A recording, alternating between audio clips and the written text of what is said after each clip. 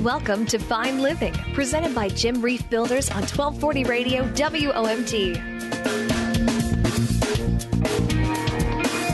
And good morning, Lakeshore. Welcome back to Fine Living here on 1240 Radio WOMT. Once again in the studio, Mr. Jim Reif. Morning, Terry.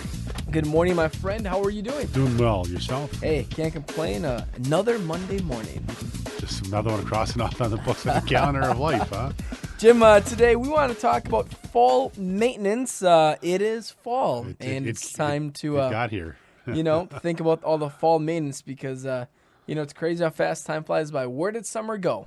We wonder sometimes, but that's our seasons, and we sure enjoy our seasons. So it's important that we have that too. Absolutely. But today, we want to kind of remind our listeners all the important tips and tricks for fall maintenance. Okay, so I'll try to go through these here a little slower so that people can maybe jot a few notes down.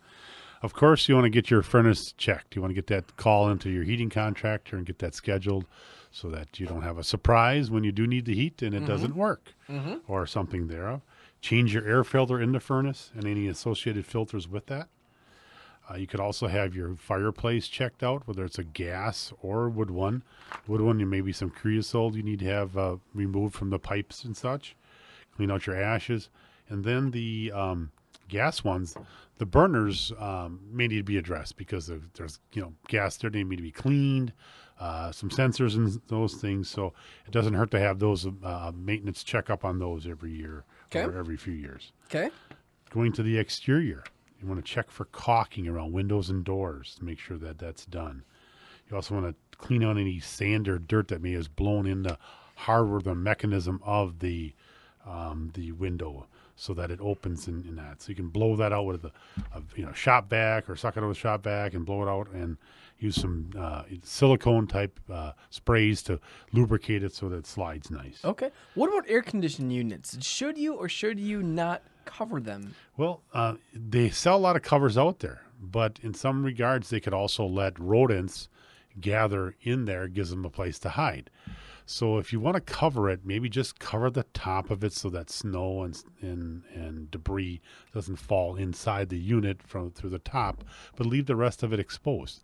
Keep it clean and tidy around there. Cut your shrubbery back so it's not interfering with both the air conditioning unit when it operates in summer, but also doesn't allow the rodents to be as close to it either because they have that hiding spot. Okay. Clean your gutters, but use caution. Up on ladders, we don't want to see anybody fall and get hurt. Window wells, the little device around your basement windows. There's typically some leaves to clean out around there. Check those so that the stone is deep enough so that the water doesn't back up and get into your basement through that window. Mm-hmm. Clean out your garage. Probably is going to need to do that. And why?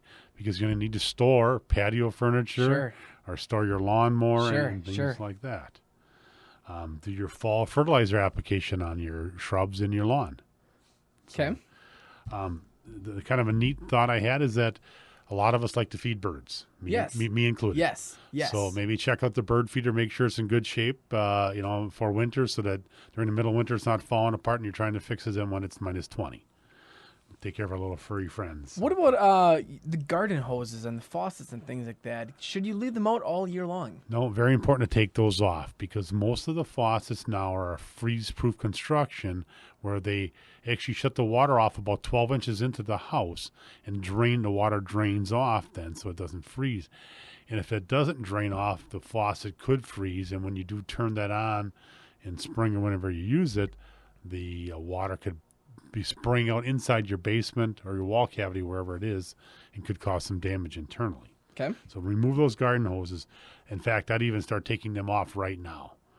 You can, if you need to use it, just leave it lay there, but take it off after you're done each time. And then middle of October, look at draining those and putting those away. Okay. What about smoke detectors? They talk about checking your batteries when the time changes, which is in early November. You can do it then, but just make sure you check your battery. People say, well, mine's electronic. It's wired with the rest of them. And in most cases, newer construction, that is what is the case. But they still have a battery backup inside of those. And even your carbon monoxide detectors, so that in case the power would be out, it would still work. And then we clean your patio furniture, put that away. We have your outdoor lawn equipment, put some gas stabilizer in that. If you have a small pond or something for your floral, you may want to look at having that little pump taken out and anything you need to do with that. Check your drainage away from the home. Make sure any water drains properly. The downspouts are on your gutters. Another thought is deer-proofing your shrubs that you need to do. If you're where there's lots of deer population, do you need to put up a little fencing around your shrubs for the winter so they don't, come and feast on your vegetation. I'm taking notes, as you can see, as you're going through this. Yeah, here. you're a homeowner now. It's got to make sure you Absolutely. get that all tidied up. Absolutely. And then there's also check any like patio deck railings or hand railings outside that you may need to use now when it becomes icy in winter, so that they're sturdy and proper, so nothing breaks.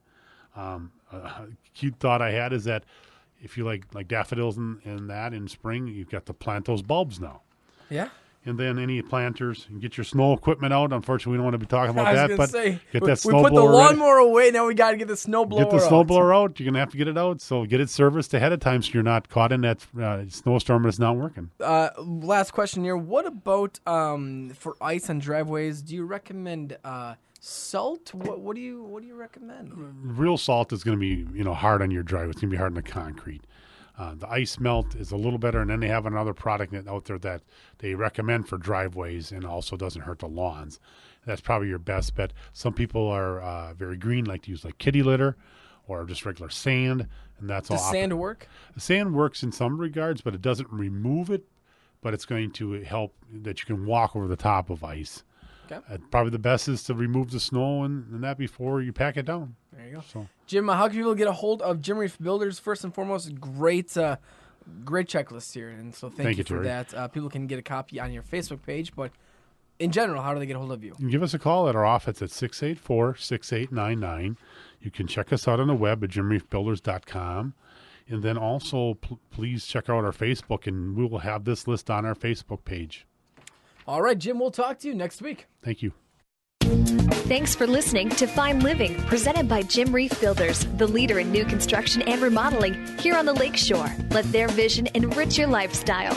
Tune in again next week for another episode of Fine Living on 1240 Radio, WOMT. To learn more, visit jimreifbuilders.com.